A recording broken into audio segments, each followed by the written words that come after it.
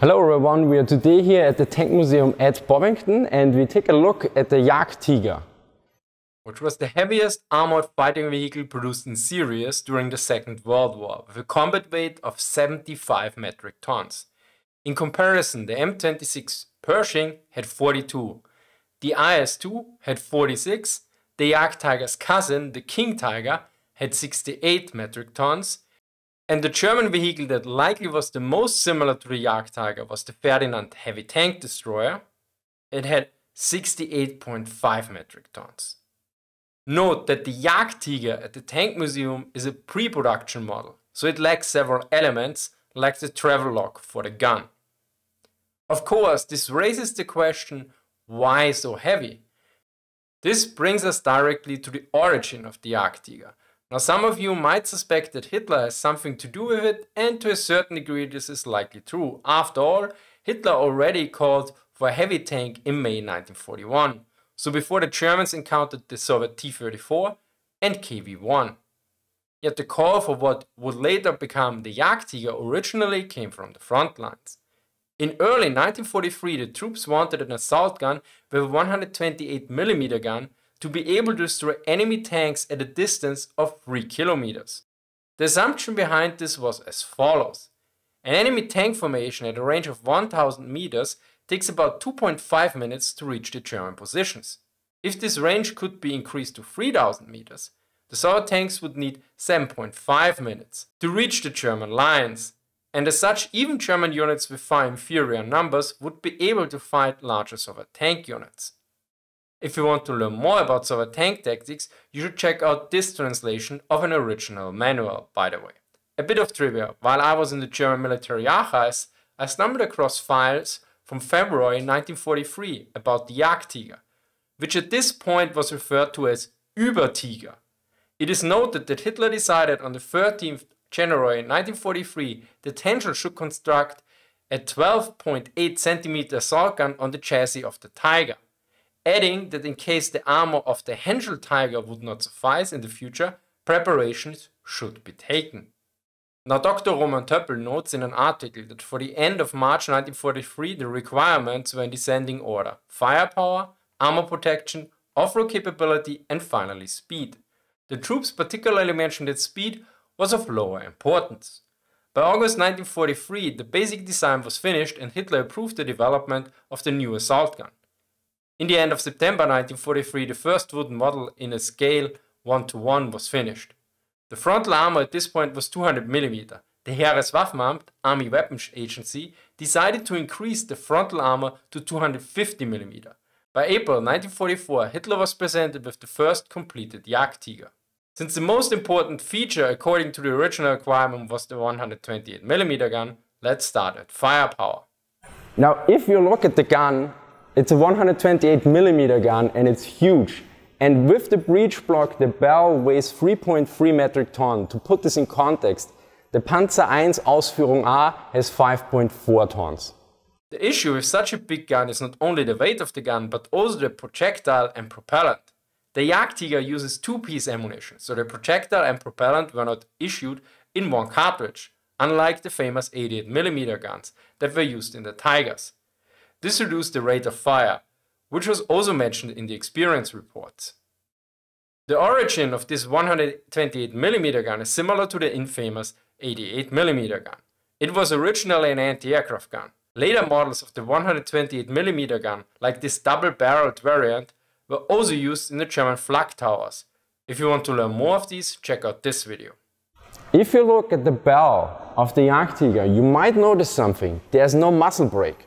Now, with a Soviet tank this wouldn't be an oddity, but if you look at the German tanks and tank destroyers, most of them, while there are some exceptions like the Jagdpanzer 38T, generally called the Hetzer, they all have a muzzle brake.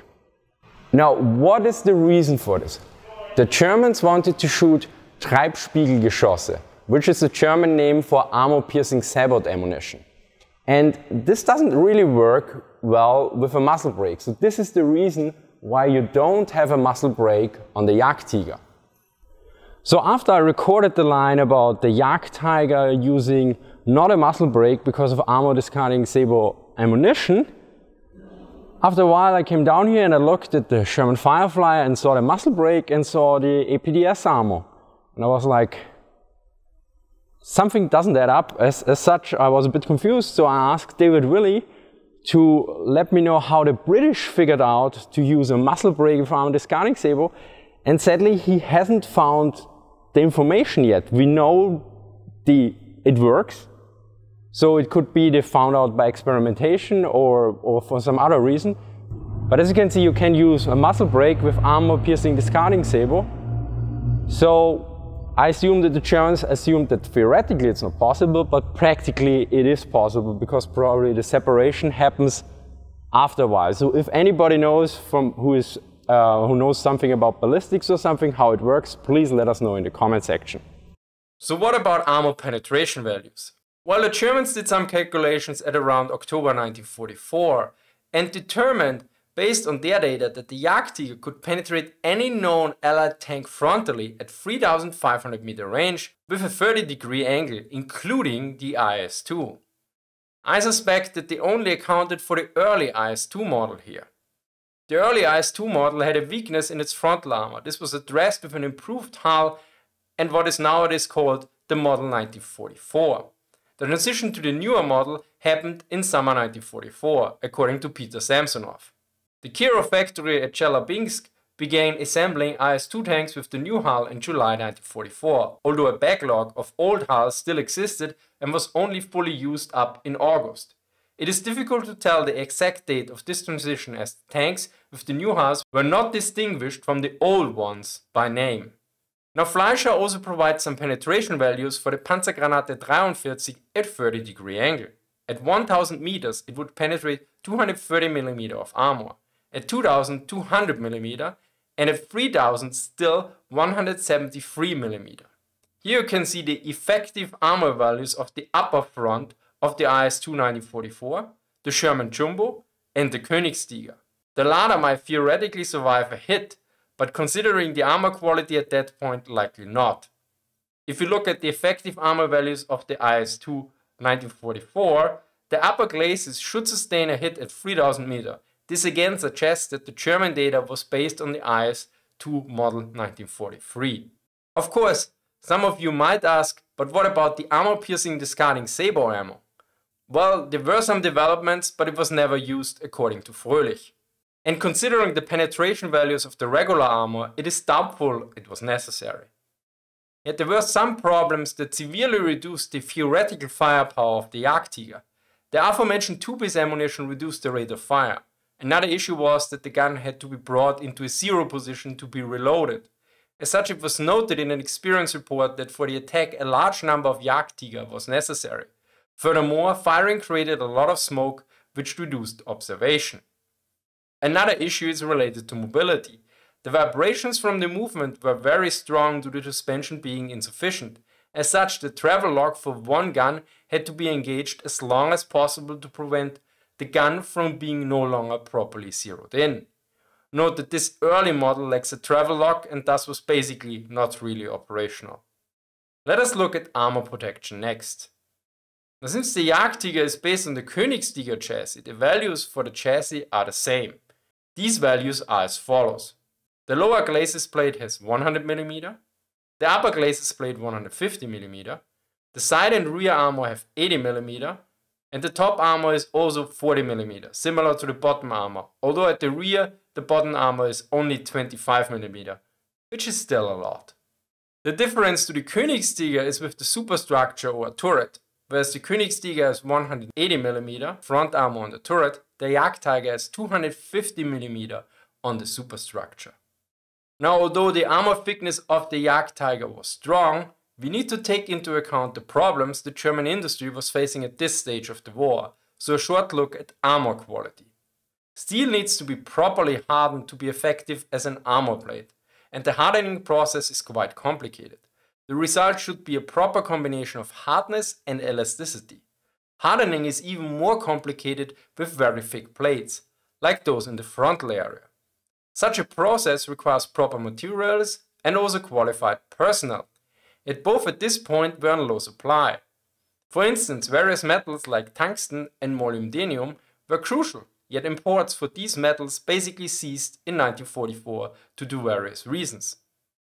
To give you a basic idea, the molybdenum ratio in armor plates sank from 0.55% to 0.25% or even less. Now those armor plates were still hard, yet their toughness was sometimes rather low, and this led to cracks in the armor, or in worst cases it could also break. A similar problem was with the welds. These are generally weak spots in the armor. Here again, molybdenum and other materials could help out, but they were not enough. Similarly, qualified welders were in short supply. So next is mobility. Well, I mean, this tank has the same engine as the Königstiger, and the Königstiger is not particularly well known to be an agile cat. So you kinda know where this is going, right? Yes, not very far, just like the Jagdtiger. Technically, the engine had 700 horsepower, but in order to increase the lifetime of these engines, they were usually limited to 2,500 revolutions per minute instead of 3,000 revolutions per minute they were capable of. Now with 2,500 revolutions, they only achieved 600 horsepower. This would give us a horsepower to weight ratio of 8. The Königstiger had 8.6 and the IS-2 11.3. The maximum speed was 34.6 km per hour according to Jentz and Doyle, and the cross country is 10 km per hour. The range on the road is given with 100 km, and for cross country it is 70 km. As you can see, the IS-2 even without external fuel tanks had a longer cross country range than the Jagdtiger on the road. Unsurprisingly, the Jagdtiger is on the lower end here. On top of that, there were various problems with the engine. A report from early 1945 states that out of the 10 Jagdtiger that were lost in transit, 4 had engine damage after about 200 kilometers.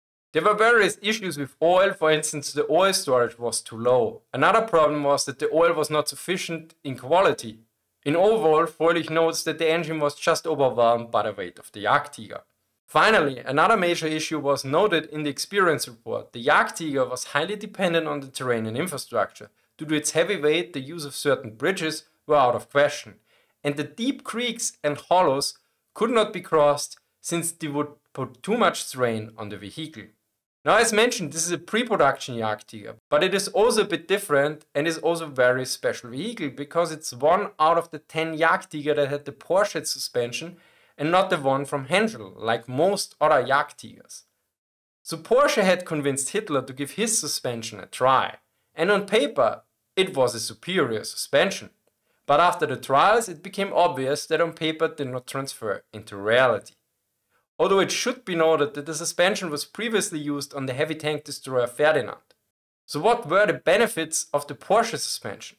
The Porsche suspension of the Königstiger, on which the Jagdtiger is based, was very delicate in both production and maintenance due to the overlapping wheels.